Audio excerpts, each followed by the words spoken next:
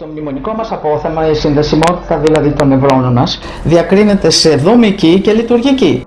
Λειτουργική δηλαδή τώρα, άμα βγω έξω θα θυμάμαι, αλλά μεθαύριο ύστερα από 2 μέρες μπορεί αυτό να μην το θυμάμαι. Βέβαια, αν μπορούμε και πώς να επεμβούμε στη δομική λειτουργικότητα, στη functional connectivity. Το ξέρουμε πολύ καλά ότι μπορούμε να το κάνουμε στα παιδιά, γι' αυτό και τους δίνουμε αγωγή. Στους ενήλικες χρειάζεται όχι απλώς να ακούσει μια διάλεξη ή να του πούμε ή να διαβάσει ένα άρθρο στην εφημερίδα. Αυτό είναι πάρα πολύ λίγο. Είναι μια εμπειρία εφάπαξ πολύ μικρή. Και θα έχει αλλάξει ο κόσμος. Θέλει άσκηση. Και για να γίνει η άσκηση πρέπει να υπάρχει συμφωνία, δηλαδή να θέλει να το κάνει για να μπει στην άσκηση, ώστε να αλλάξει απόψεις και συμπεριφορά. Είπε ο Σόπενχάουερ ότι ο άνθρωπος μπορεί να πράξει αυτό που θέλει, αλλά δεν μπορεί να μη θέλει αυτό που θέλει. Το 60 υπήρχαν κόσμος τότε που η ομοφυλοφιλία θεωρείται ότι ήταν κάποια ασθένεια που ήθελε να αλλάξει αυτή το θέλω του. Ορισμένοι υπέστησαν και επεμβάσεις στον εγκέφαλο, δηλαδή το δέχτηκαν αυτό. Τι είναι που αισθάνεσαι όταν βλέπεις κόκκινο, τι είναι που αισθάνεσαι ότι αγαπάς, τι είναι που αισθάνεσαι ότι έφαγες ένα καλό φαγητό, δηλαδή αυτή η προσωπική εμπειρία, ο έσω κόσμος, αυτό δεν έχουν δώσει, έχουν σκώσει τα χέρια τους οι νευροεπιστήμονες, δεν ξέρουν τι συμβαίνει εκεί, πάντως ξέρουν το εξής, ότι ό,τι και συμβαίνει είναι φυσικό. Σε αυτό το κάνανε μέχρι τώρα βέβαια πρόσφατα μπορούν με το MRI να βρουν ακριβώς που είναι η ζημία, αλλά ναι, είναι το neuropsychological testing για να βρεις και υπάρχουν τρόποι να δεις πώς οργανώνει τη ζωή του, δηλαδή αν θα τα καταφέρει να βάλει πρώτα το παντελόνι και μετά τα παπούτσα. Θα έλεγα ότι η συνείδηση κάνει πάρτι στον εγκέφαλο. Δηλαδή σε πάρα πολλά σημεία έχουμε συνείδηση, όπως έχουμε και μνήμη. Και η μνήμη κάνει πάρτι στον εγκέφαλο. Διότι χωρίς μνήμη, ακόμα προσωρινή ή μόνιμη, δεν υπάρχει συνείδηση. Είναι γιατί δεν έχει πολύ μεγάλο έλεγχο από την περιοχή του προμετωπαίου φλοιού. Αυτό είναι θέμα παιδείας. Και παιδείας διαβίου, όχι μόνο στην παιδική ηλικία, παιδείας διαβίου. Και λέγεται, τη λέμε πιο απλά, ψυχραιμία. Γιατί κάποιοι άνθρωποι στο ίδιο ερέθισμα, τώρα άμα γίνει ένας σεισμός, μπορεί κάποιος από εμάς να τρέξει αμέσως στην πόρτα και κάποιοι άλλοι να καθίσουμε. Εγώ πάντως θα πάω κάτω από το τραπέζι. Και να τους δώσεις πληροφορίες. Κοιτάξτε το αυτό, γιατί είναι έτσι, γιατί είναι αλλιώς, ένα διαφημιστικό προϊόν, ένα οτιδήποτε. Κοιτάξτε το αυτό στον πίνακα, κοιτάξτε το αυτό στην εικόνα και να κοιτάνε όλοι αυτό. Μπράβο. Αυτοί όλοι μπορούν να πάρουν μια πληροφορία στο ένα ή στο άλλο μέρος του εγκεφάλου, ναι. Μόνο αν έχουν κομμένο το μεσολόβιο. Ναι. Δεν τον έχουν. Δεν τον έχουν. Φιέται και πώς εδραιώνεται. Το πρόβλημα βέβαια με το ωραία παρατήρηση που έκανε η Εύη είναι ποιος θα αποφασίσει πού θα κατευθύνουμε τις μάζες. Και πόσο βρώμικο μυαλό είναι αυτός, ποια σκοπιμότητα έχει. Να σκεφτούμε το εξής, νομίζω εγώ, Γιώργο, ότι εμείς έχουμε πάθει πλήση εγκεφάλου. Όλοι μας. Προσέξτε, όλοι μας. Δηλαδή και οι Γερμανοί πάθαν πλήση εγκεφάλου πριν το Δεύτερο Παγκόσμιο Πόλεμο και κατά το πλείστον τους ακολούθησαν τους Ναζί. Ναι. Και μετέπειτα οι σημερινοί Γερμανοί έχουν πάθει πλήση εγκεφάλου από τους περιβαλλοντολόγους. Εγώ το θεωρώ ένα κατόρθωμα και όμορφο κατόρθωμα να τους κάνεις πλήση εγκεφάλου προς αυτή την κατεύθυνση. Γιατί αυτό το θεωρώ καλό, να επιζήσουμε στον πλανήτη για να μην καταστρέψουμε τον πλανήτη για τις μέρες σήμερα. Όταν σκεφτόμαστε και λέμε πώς θα αλλάξουμε τον άνθρωπο σε μαζική κλίμακα, ώστε να έχει κριτική σκέψη, έχουμε μπροστά μας, δεν μιλάμε για το σήμερα, πρέπει να σκεφτόμαστε με όρους γενεών. 1, 2 γενιές, 3 γενιές. Έτσι. Γιατί οπωσδήποτε προχωράμε στην ιστορία, άσχετο αν και η ιστορία μπορεί να κάνει και βήματα πίσω. Το θέμα λοιπόν είναι πού θα στοχεύσω. Όταν πλένω τον εγκέφαλο, κάνω πλήση εγκεφάλου, πλένω και την ψυχή και τη συνείδησή του. Αυτά δεν μπορούν να διαφυραχτούν. Είπαμε, είναι το απότοκο του εγκεφάλου, αυτό που λέμε ο νους. Άρα, άμα κάνω πλήση εγκεφάλου, πλένω και την ψυχή και το συνείδηση. Όλα αυτά, ναι. Η λειτουργία του εγκεφάλου είναι η ψυχή. Το διευκρινίζω. Δεν είναι κάτι δηλαδή που η ψυχή και η συνείδηση μες στον εγκέφαλο που δεν επηρεάζονται, δεν μπορούν να επηρεαστούν, δεν μπορούν να αλλάξουν. Όταν αλλάξει οτιδήποτε στον εγκέφαλο, αλλάζει συμπεριφορά. Μπορεί σε λιγότερο, σε μεγαλύτερο βαθμό. Εξαρτάται πόσο αλλαγή έχει γίνει στον εγκέφαλο. Πάμε κάτι που μου Πάμε κάτι που μου πείτε ότι δεν ισχύει, θα σας μισήσω. Όλοι μιλάνε για την αθανασία της ψυχής και έχω ανάγκη ως άνθρωπος να πιστέψω ότι δεν τελειώνω με το θάνατό μου. Έγινα χώμα, άνθρακας, πάει μετά τέλος με πήρε η γη. Έχω ανάγκη ως άνθρωπος να πιστέψω ότι κάτι από μένα θα μείνει, κάτι από όσα έχω σκεφτεί, όσα έχω κάνει, όσα σκέφτομαι θα μείνει κάπου σε μια μαζούλα 20 γραμμάρια που λέγανε οι αρχαίοι και θα πάει κάπου αλλού να την πάρει κάποιος άλλος, κάτι άλλο να εξελιχθεί η ανθρωπότητα, ο κόσμος. Γι' αυτό μιλάμε για την αθανασία της ψυχής. Πιστεύω ότι είναι πιο πολύ ανάγκη του ανθρώπου. Στην φυσική όμως, στις επιστήμες σας, ισχύει η αθανασία της ψυχής? Κοιτάξτε, δεν αναφέρεται η επιστήμη σε αυτά τα πράγματα, αλλά βέβαια διαχρονικά μπορεί να δεις. Γιατί αν ήταν εγκέφαλος, τελειώνει ο εγκέφαλος, τελειώνει η ψυχή. Δεν πρόκειται ποτέ να σου δώσουν ένα grant λεφτά για να πάνε να μελετήσεις κάτι τέτοιο. Δηλαδή. Ναι, γιατί. Η Εκκλησία μπορεί να. Η Εκκλησία μπορεί να σου δώσει λεφτά. Νόμπελ λογοτεχνίας. Λοιπόν, όσον αφορά οι επιστήμονες θεωρούν ότι όπως και τα άλλα ζώα τελειώνει ο εγκέφαλος. Ναι, και ένας αρχαίος Έλληνας είπε ότι ξέρω πως θα είναι μετά από το θάνατό μου ακριβώς πριν από το γεννήθηκα. Και νομίζω είναι καλός τρόπος να αντιμετωπίσεις. Τώρα, αν μου πεις ποιος είναι πιο ευτυχής, κάποιος που πιστεύει ότι το αγαπητό του πρόσωπο πέθανε και τέλειωσε, ή κάποιος που πιστεύει όχι, πάει στον παράδεισο αυτή τη στιγμή. Εγώ βλέπω τα ίδια δάκρυα στους θανάτους των συγγενών, αυτών που είναι άθεοι και αυτοί που πιστεύουν. Νομίζω το αποζητάνε το ίδιο, έτσι είμαστε πλασμένοι να αποζητήσουμε το πρόσωπο το αγαπητό μας που έφυγε.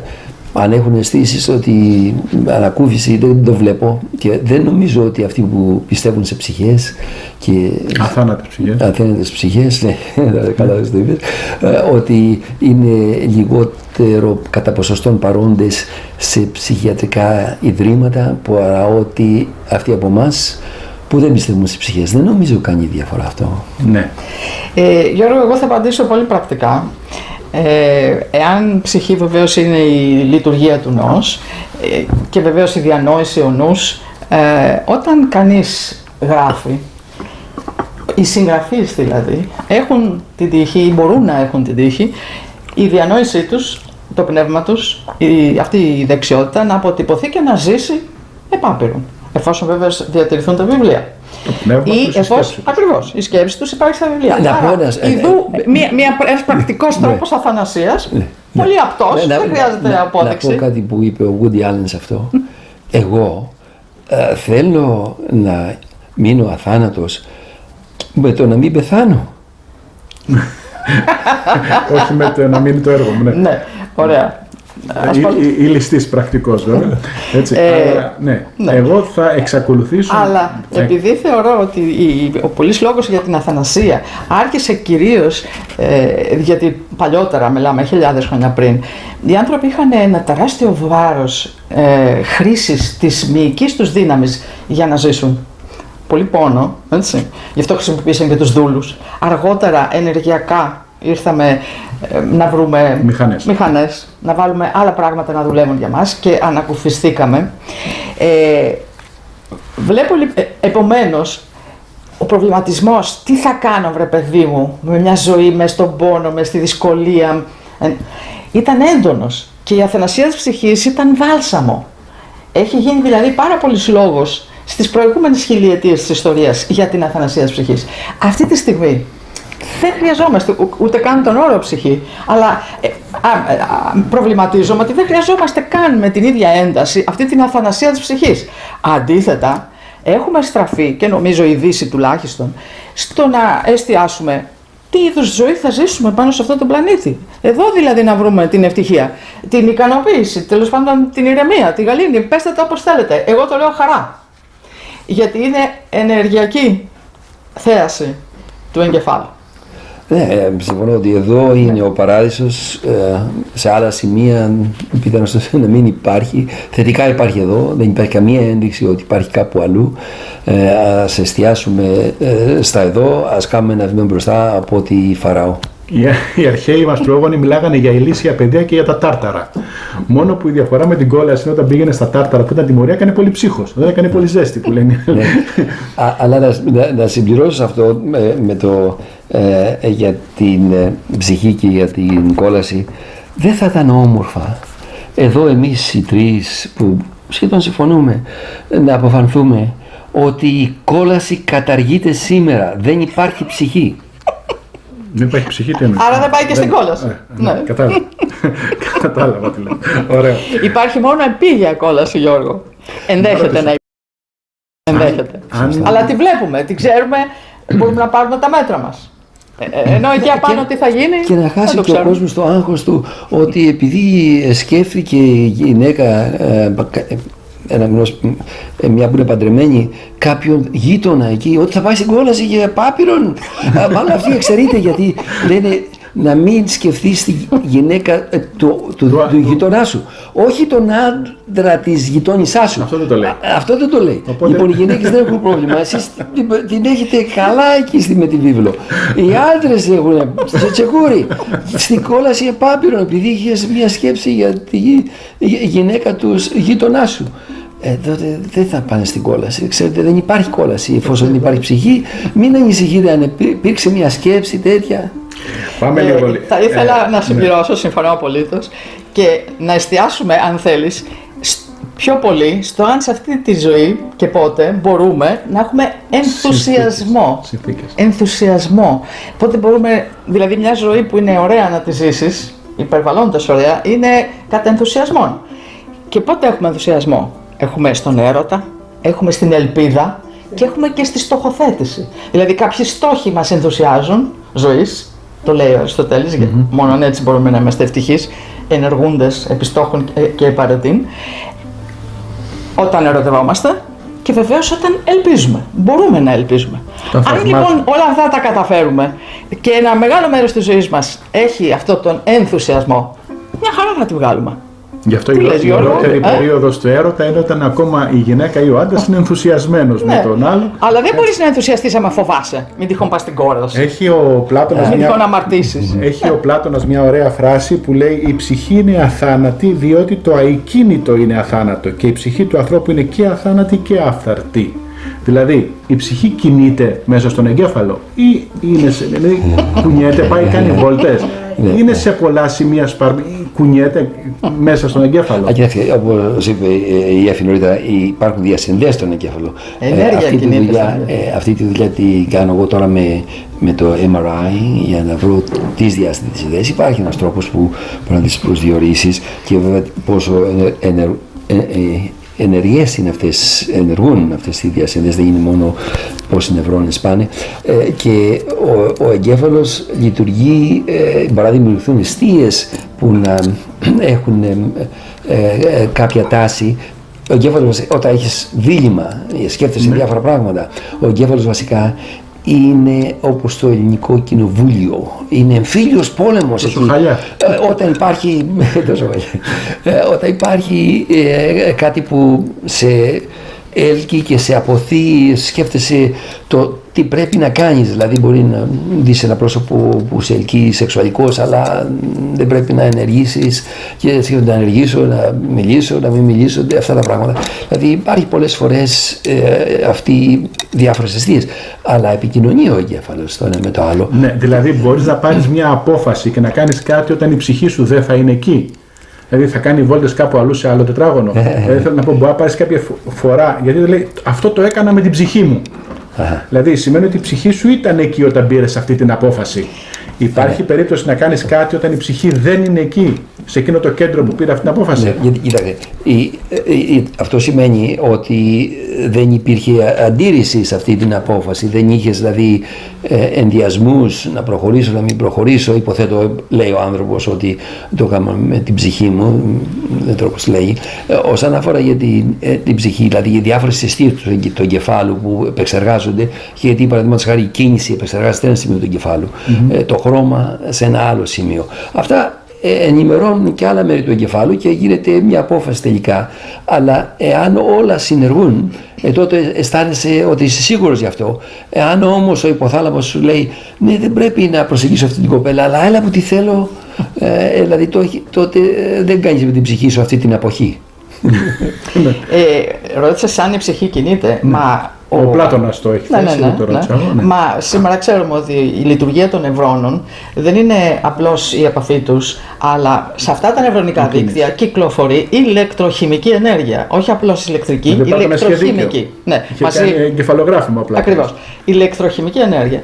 Επομένως είναι μια διαρκής ροή ανάμεσα από δίκτυα που άλλα είναι έντονα, άλλα, και ακριβώς είναι πολύ ωραία η παρομοίωση που είπε ο Γιώργος για το Ελληνικό Κοινοβούλιο. Πραγματικά παλεύουν μεταξύ τους μέχρι να βγει το συμπέρασμα από κάποια περιοχή περί του θέματος, που να είναι ή λόγος ή σκέψη ή κίνηση, έτσι. Είναι κάτι τέτοιο μέσα στις νευρονικές διαδρομές, μέσα δηλαδή στη δομική διασύνδεση που έχουν οι νευρώνες στον εγκέφαλό μας. Διαρκώς. Και ξέρουμε ότι ακόμα και όταν κοιμόμαστε υπάρχει δίκτυο, λέγεται default network, το οποίο λειτουργεί. Ο εγκέφαλος λειτουργεί, είναι εκεί, υπάρχει ροή ενέργειας. Απλώς είναι πολύ μικρότερο σε σχέση με έναν εναργή εγκέφαλο. Όχι μικρότερο. Το ίδιο είναι. Δηλαδή περίπου ίδιο είναι. Το ίδιο είναι. Αλλά δεν έχεις consciousness, δηλαδή δεν έχεις εξορίσει την συνείδηση. Υπάρχει περίπτωση να θάψω την ψυχή μου, δηλαδή να την ξεχάσω εντελώς, να μην την ακούσω, να μην την αντιλαμβάνομαι, να μην την λαμβάνω υπόψη, δηλαδή ο εγκέφαλος να μην την... Πάντα είναι έτσι. Η απάντηση μου είναι ότι πάντα είναι έτσι. Δηλαδή ο εγκέφαλος αποφασίζει σε νευρολογικό σκοτάδι και ενημερώνει το νου, τον αφηγητή δηλαδή που λέω να αυτό θέλω εγώ. Εν τω μεταξύ αυτός έχει ρίψει τον κύβο ήδη, έχει ρηφθεί ο κύβος από τον εγκέφαλο, και ο Φρόιντ έχει αναστηθεί ξανά στην ψυχολογία υπό τη νέα μορφή του παντοδύναμου υποσυνείδητου, δηλαδή ότι οι εμπειρίες που έχεις εσύ τώρα διαμορφώσαν κάτι, καμιά φορά δεν ξέρεις και το κίνητρο που σε κάνει να θέλεις αυτό που θέλεις, το λόγο. Ξέρεις γιατί σ' αρέσουν οι λαχρινές. Λοιπόν, πάντα γίνεται η απόφαση προγνωστικά, πριν το γνωρίσεις. Και εσύ νομίζεις ότι εγώ αποφάσισα, εγώ εδώ και τώρα. Αλλά προσπάθησε να αλλάξει την απόφαση ή προσπάθησε γι' αυτό, δηλαδή ένα που δίνει ένα παράδειγμα ο Sam Harris, δηλαδή πόσο ανίκανοι είμαστε. Δεν μπορείς να προϋπείς τις ερχόμενες 3 σου σκέψεις περισσότερο από μπορεί να προϋπείς τις ερχόμενες 3 σκέψεις τις δικές μου. Ανίκανοι είμαστε να κατευθύνουμε το μυαλό μας. Το μυαλό μας κατευθύνει και όχι εμείς αυτό. Δηλαδή ο νους είναι η μαριονέτα του εγκεφάλου και δεν έχει καμία επίδραση σε αυτόν. Και τα ψυχοφάρμακα, επειδή αναφέρομαι σήμερα για την ψυχή, ενεργούν οπουδήποτε αλλού εκτός της ψυχής. Ενεργούν στην ντοπαμίνη πιθανώς, στη σεροτονίνη πιθανώς, στην αδρεναλίνη πιθανώς, σε οτιδήποτε άλλο. Ενεργούν σε ουσίες. Σε ουσίες του κεφάλου. Όπως είπε και η Εφη, πως είμαστε.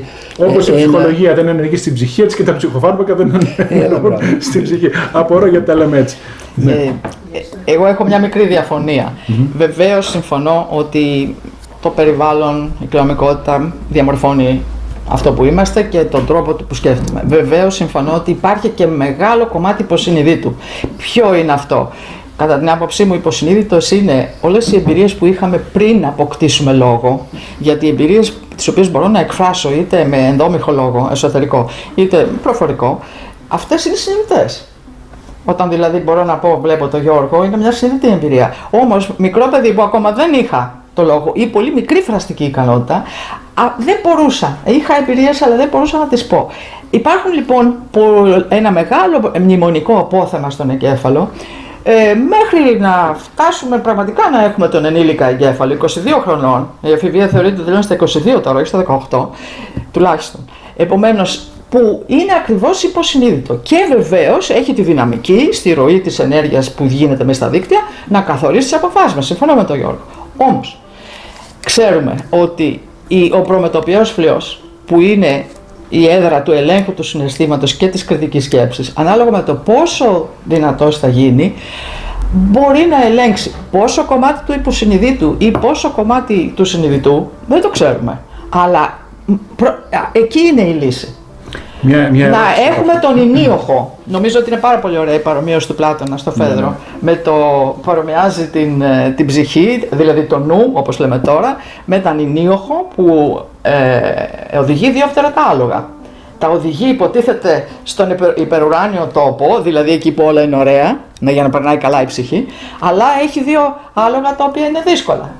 Ο ημίοχος είναι ακριβώς η κριτική σκέψη του ανθρώπου, είναι το λογιστικό, όπως έλεγε ο Πλάτων. Το λέει και ο αγαπημένος μου Μένανδρος, που λέει τι σημασία έχει κανείς να έχει γερό σώμα και κακή ψυχή, είναι σαν να έχει ένα καλό καράβι και κακό κυβερνήτη. Βεβαίως.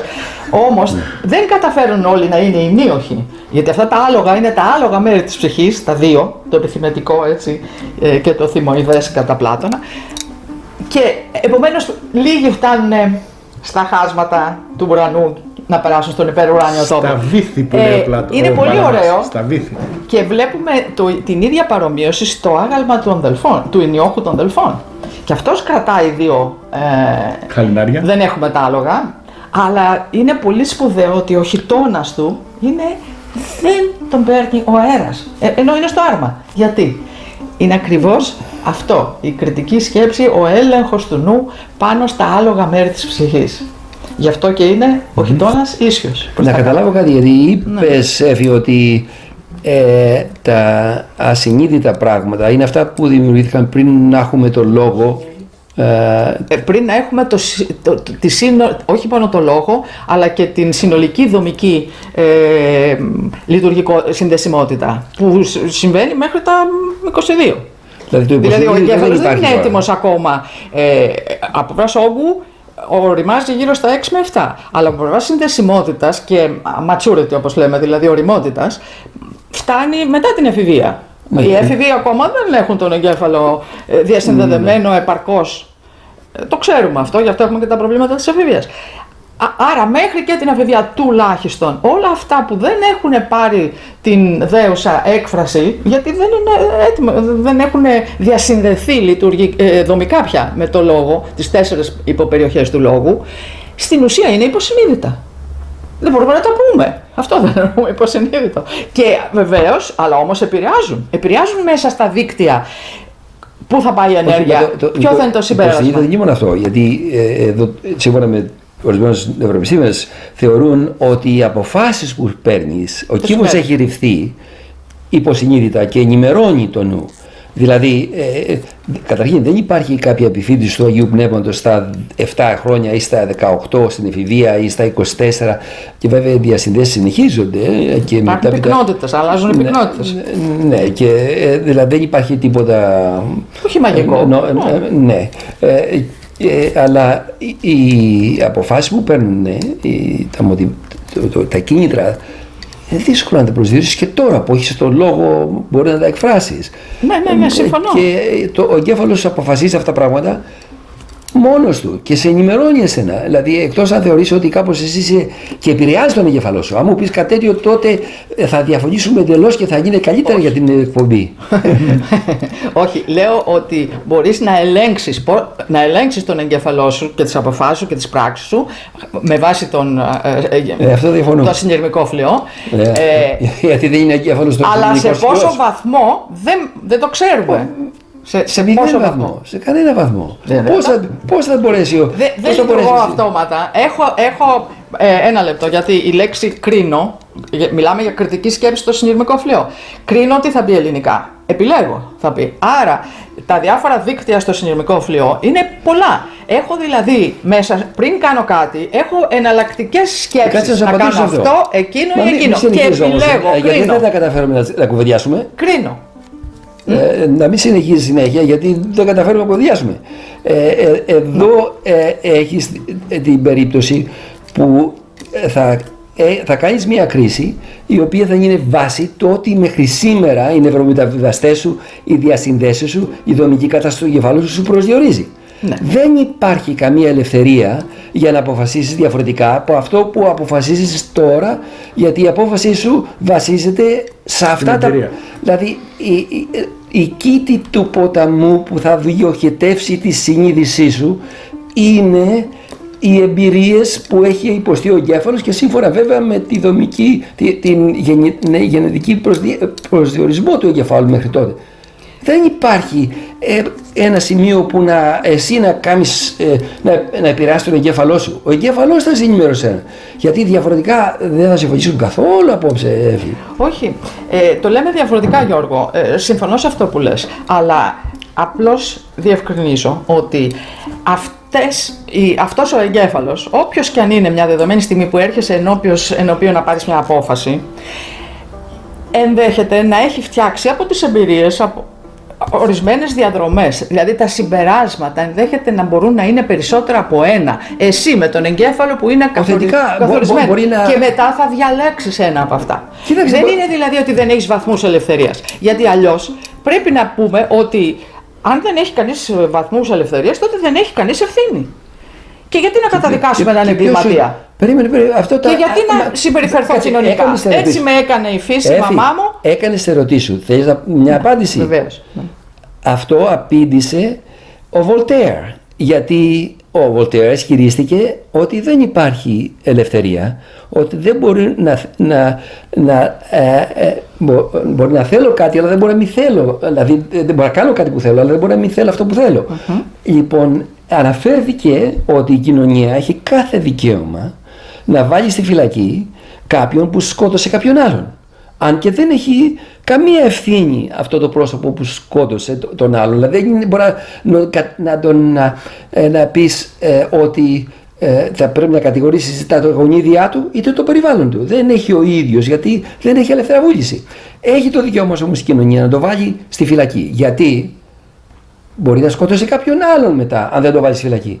Μπορεί να γίνει ένα παράδειγμα για μένα που ήθελα να σκοτώσω κάποιον για να μην θα δω το αποτέλεσμα αυτής της πράξεως και να μην πράξω κι εγώ έτσι. Η κοινωνία έχει το δικαίωμα, αλλά δεν μπορεί να θεωρήσεις τον άλλον ότι αυτός ευθύνεται. Διαφορετικά, ξέρεις, υπάρχουν κοινωνίες που σε ορισμένα minorities, μειονότητες, που οι άντρες χτυπάνε, δέρνουν τις γυναίκες τους. Και είναι αποδεκτό αυτό. Και είναι αποδεκτό στην κοίταξε, αυτό, άσχετα δεν είναι αποδεκτό, το ζήτημα ότι η συχνότηση είναι 40 φορές παραπάνω από ότι η υπόλοιπη κοινωνία. Εντάξει, πολύ παραπάνω, όχι 40%, 40 φορές. Δηλαδή, αν ένας στην Ελλάδα χτυπάει τη γυναίκα του, τότε σε αυτή τη μικροκοινωνία θα έχεις, σε 100 εννοώ, 40%.